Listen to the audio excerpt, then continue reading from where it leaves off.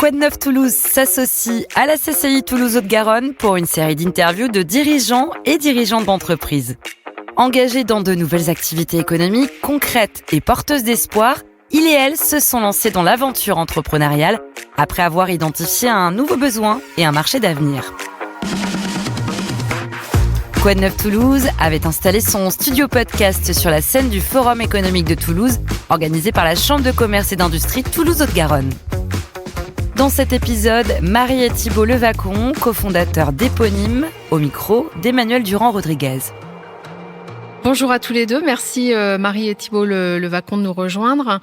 Éponyme a 10 ans. Marie Levacon, vous avez cofondé la marque avec vos deux sœurs, avec l'objectif de proposer des chaussures en série limitée pour un côté un peu exclusif et aussi avec l'objectif d'une fabrication européenne et d'une croissance maîtrisée du respect d'un certain nombre de vos valeurs. Est-ce que c'est un pari réussi ? Aujourd'hui, nous sommes très heureux du développement de la marque. Quand on a lancé en 2015 notre entreprise Éponyme, l'idée était simple mais ambitieuse. On voulait créer des chaussures exclusives, fabriquées à la main au Portugal, en série limitée et numérotée à 100 exemplaires. Et tout ça avec un positionnement haut de gamme accessible, avec un prix accessible. Donc le lancement s'est super bien passé. Ça fait déjà quand même 10 ans. Et aujourd'hui, en fait, on est heureux d'avoir une marque qui est rentable, sans dette, qui respecte toujours une croissance maîtrisée. Et ça, je pense, c'est notre force. Ce qu'on souhaite vraiment pour Éponyme, c'est que on soit une belle maison française indépendante qui continue à grandir pas à pas au rythme de ses clientes et de son équipe aussi. Et familiale. C'est une entreprise toujours familiale. Oui, tout à fait familiale parce que je l'ai cofondée avec Thibault, mon mari, et mes deux sœurs, Alexandra et Hélène, il y a donc 10 ans. Et aujourd'hui, on est vraiment une équipe très soudée, très solidaire et toujours très motivée, très inspirée et très passionnée par ce qu'on fait. Thibault, comment vous avez ensemble pensé votre modèle économique justement pour qu'il soit à la fois solide, durable et dans un contexte extrêmement et un secteur extrêmement concurrentiel? Eh ben, vous savez, Emmanuel, le point de départ, vraiment pour Marie et moi, ça a été de pas être dans la course au volume. Donc c'était vraiment un point de départ important pour nous dans la construction du projet, avec 3 piliers, j'allais dire fondamentaux, qui étaient la dimension d'exclusivité. Marie vient d'en parler, c'est des séries limitées, en 100 exemplaires à chaque fois. Donc ça, c'était vraiment un point fort et qui apporte surtout, de la valeur pour nos clientes. Le deuxième point, c'était une distribution, c'est toujours d'ailleurs une distribution 100% digitale, mais avec un focus de toute l'équipe sur la relation client.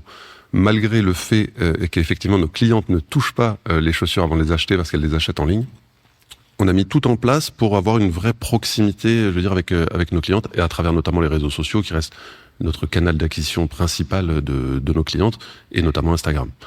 Et si j'ai un dernier point, c'est aussi effectivement, parce qu'il est essentiel pour nous, c'est cette gestion saine, sans dette, et cette rentabilité à laquelle on a toujours été très attaché pour résister, effectivement, dans un secteur qui est, comme vous le disiez, très concurrentiel, qui est l'environnement de la mode. Comment vous choisissez, comment vous sélectionnez les matériaux? Est-ce qu'il y a des critères absolus pour cette sélection, à la fois des matériaux et des partenaires? Principalement, ça va être la qualité et puis une dimension éthique qui est très forte. C'est aussi l'enjeu d'avoir un projet entrepreneurial en famille. Quand je dis la qualité, une cliente chez nous, elle achète une paire de chaussures Éponyme, il faut que ça dure dans le temps. L'éthique, c'est parce qu'on va être aussi très attaché à ce qui va constituer en fait nos chaussures, donc le cuir, qui principalement, exclusivement vient de France, Italie, Espagne et Portugal. Les ateliers, Marie l'a aussi dit, toute la fabrication est faite dans de petits ateliers au Portugal, au sud de Porto. Mais au-delà de ça, on a toujours été très attachés, on est très attachés à développer vraiment un réseau de partenaires. On travaille pas avec des fournisseurs, on travaille avec des gens avec qui on a vraiment envie de travailler. Et si je dois vous citer un exemple, c'est Alexandre, qui est notre artisan bottier, avec qui on travaille depuis 10 ans, depuis le tout début de la marque, et qui clairement nous a apporté un niveau de qualité très élevé dans nos produits, et on lui doit beaucoup pour ça. Est-ce que vous avez eu des garde-fous en tête pour justement préserver cette indépendance financière et cette santé financière ? La famille. On est une petite entreprise familiale. Je travaille avec mon épouse et mes 2 belles-sœurs. Donc la dimension familiale, elle est extrêmement forte chez nous. Et donc le partage que l'on a des informations, bien sûr, la transparence que l'on se doit dans la gestion, dans cette volonté de ne pas avoir recours à la dette et de fonctionner en autofinancement. Voilà, c'est une croissance maîtrisée, raisonnée. On pourrait peut-être aller plus vite autrement, mais c'est pas notre histoire.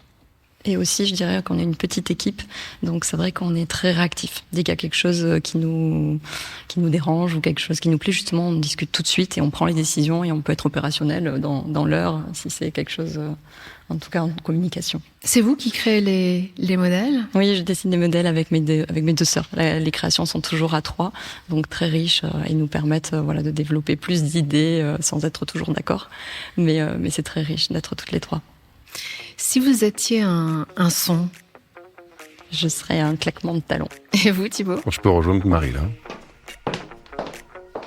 Merci beaucoup, merci à tous les 2. Un grand merci. Merci. Merci d'avoir écouté cette interview réalisée dans le cadre du Forum économique de Toulouse. N'hésitez pas à vous abonner et à suivre Quoi de Neuf Toulouse et la Chambre de commerce et d'industrie Toulouse-Haute-Garonne sur vos plateformes préférées et sur les réseaux sociaux. Si vous portez un projet entrepreneurial, contactez la CCI pour être accompagné et Quoi de Neuf Toulouse pour en parler.